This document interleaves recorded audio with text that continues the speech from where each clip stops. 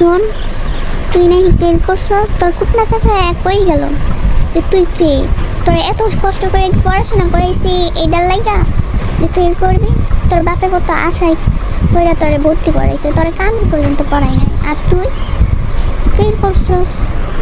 তোর আর কিছু করা লাগবে না, তোর বাপের কইমো কালকে তোকে তোর কামে পাঠাইতে।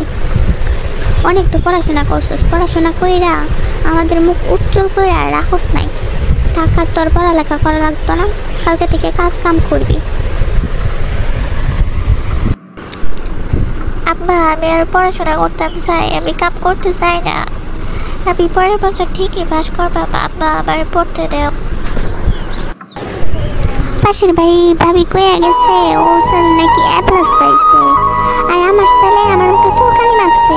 এর লাগে কি আমি তোর জন্ম দিছিলাম আজকে এই দিন দেওয়ার লাগা?